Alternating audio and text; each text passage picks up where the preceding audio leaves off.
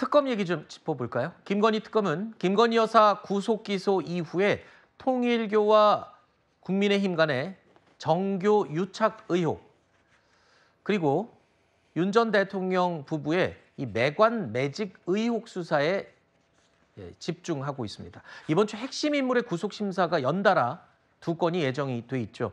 그만큼 수사의 향배를 가늠하는 중대 고비가 될 거란 전망이 나옵니다. 우선 내일 16일이죠. 권성동 국민의힘 의원에 대한 구속영장 실질 심사가 예정돼 있는데요. 이 자리에서 벌써 치열한 공방이 예상되고 있습니다.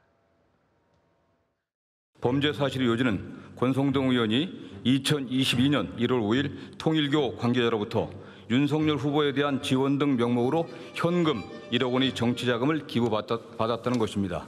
공여자의 일관된 진술 및 다이어리, 문자메시지, 사진 등 객관적 증거에 의하여 혐의가 입증되고 특검이 저에 대해 제기한 주장은 모두 거짓입니다. 지금 특검이 손에 쥔 것은 공여자의 허위 진술뿐입니다. 저는 과거에도 불체포 특권을 헌정사 처음으로 포기한 바가 있습니다.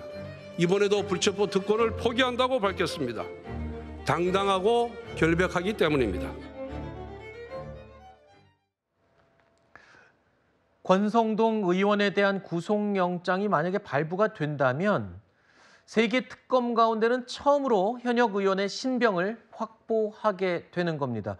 법원의 판단에 따라서 그 어느 때보다 파장이 클 걸로 예상이 됩니다. 발부가 될 경우에는 지금 현역 의원의 첫 구속 사례가 되겠지만 또 발부가 안 되고 기각된다면 잇따라 영장이 기각되는 사태가 되기 때문에 특검 입장에서도 굉장히 체면을 구길 수밖에 없는 그런 상황이 되는 겁니다.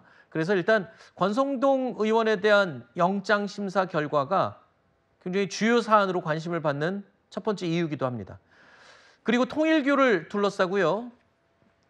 크게 세 가지 의혹이 제기된 상황이죠. 권성동 의원이 구속이 된다면 이 통일교의 가장 윗선, 바로 한학자 통일교 총재와 관련된 의혹 수사도 보다 탄력을 받을 것으로 예상이 됩니다. 자, 그런데 이 한학자 총재, 오늘로 예정됐던 특검 조사에 또다시 불출석 입장을 전달하면서요. 이런 입장을 밝혔습니다. 오는 17일 또는 18일에 자진 출석하겠다라고 밝힌 겁니다.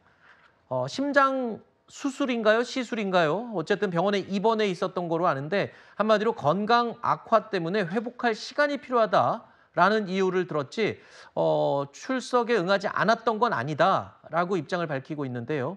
일단 공교롭게도 자진 출석하겠다고 밝힌 이 시점, 이게 바로 권성동 의원의 구속영장 실질심사 이후라는데 또 눈길이 쏠립니다. 권성동 의원에 대한 영장심사 결과를 본 뒤에 그 다음에 내 조사 스탠스를 어떻게 정할지, 방향을 어떻게 대응을 할지 결정하겠다, 이렇게 읽힌다고요? 네, 당연히 저울질했을 가능성이 높고요. 지금 많은 변호사들이 지금 조력을 받고 있지 않습니까? 그렇다면 더는 지체가 안 되는 거예요. 실무에서 3번 이상 안 나간다라고 하면 체포영장이 발부가 되거든요. 그럼 강제로 끌려나가는 겁니다. 그게 피해자로서도 좋지 않지만 이게 통일교회 총재 한학조로서도 굉장히 종교에 큰 해가 될 수 있다라는 판단을 내리는 거겠죠. 그렇다면 정치적인 부분을 떠나서라도 법리적으로 대응을 할 때 구속영장이 발부가 된다. 그러면 영장의 발부 사유가 있을 겁니다. 권성동 의원이 돈을 받았고 그 부분과 관련해서는 통일교와 무관하지 않다고까지 법원이 심증을 굳혔다면 그때 그러면 인정을 할지 말지 어떤 여러 수사에 임하는 전략이 바뀔 수밖에 없기 때문에 오늘 당장은 안 나가지만 체포영장의 발부 가능성을 낮추면서 앞으로의 향배를 보기 위해서 수요일, 목요일을 다시금 던지고 있는 것 같습니다. 네. 일단은 한학자 총재에 대해서 특검팀은 3회 소환 불응으로 처리를 하고 향후 대책을 검토하고 있다라고 밝혔는데 일단 3번까지는 불러요. 그렇죠? 수사기관이 3번째까지는 부르지만 여기에 3번 다 불응할 경우에는 체포영장까지 청구를 하고 있습니다. 그게 이제 통상 관례인데 특검도 체포영장 청구까지 검토하고 있는 건지는 궁금합니다. 일단 한학자 총재 측에서는 그 앞에 있었던 2번의 불출석이 거부한 게 아니라 건강 문제 때문에 시간을 달라고 여러 차례 요청을 했었다. 그러니까 출석 거부가 아니다라는 주장을 또 펼치고 있는 상황이니까요. 자, 그리고 아까 제가 앞서 2건의 주요 이벤트가 있다고 말씀드렸죠. 16일 내일은 이제 권성동 의원의 영장 발부 여부가 있고요. 또 모레 17일에는 이우환 그림 청탁 의혹의 당사자 장본인이죠. 김상민 전 검사에 대한 구속영장 실질 심사가 또 예정이 돼 있습니다. 특검 측은요. 일단 청탁금지법 위반 혐의를 적용하고 수수자로는 김건희 여사를 적시를 했습니다. 그런데 이 청탁금지법에는요. 공직자의 배우자를 처벌하는 규정은 없습니다. 이 혐의로는 김건희 여사를 처벌할 수 없다는 얘기죠. 특검은 어떤 이유로 그럼 해당 혐의를 적용한 거죠? 자, 이거죠. 지금 구속영장을 청구함에 있어서 목적은 뭐죠? 구속영장이 떨어져야 됩니다. 네. 그러면 확실하게 떨어질 수 있는 혐의를 뭐로 할까요? 그러면 지금 이렇게 청탁금지법으로 했다는 건 뇌물까지는 아직 소명 단계가 아니다. 뇌물이라는 건 다시 말씀드려서 윤석열 대통령에게 어떠한 대가를 요구하는 거를 증명을 해야 되고 윤석열 대통령이 이 모든 것들을 다 인지하고 있어야 되고 그래서 김건희 여사 공모관계가 돼야 돼요. 이게 네. 완벽하게 어떤 증거가 어느 정도로 소명이 될 때 뇌물 사건입니다 하고 이제 구속영장을 청구하게 되는데 네. 거기까지는 아직 안 된 것 같아요. 추가 수사가 필요한 것 같아요. 그럼 청탁금지법으로 일단 하는 겁니다. 왜? 지금 현재는 김상민 전 검사의 영장만 떨어지면 되는 거지. 네. 김건희 여사는 아직 지금 뭐 수수자라고만 하더라도 별 의미가 없잖아요. 나중에 네. 수사를 하면 되니까. 네. 그래서 영장 청구하기 쉽게 청탁금지법으로 하고 그다음에 이제 소환을 해서 뇌물까지 갈 수 있는 그러니까 대가를 뭘 요구했느냐를 철저하게 캐묻겠다. 이런 전략이죠.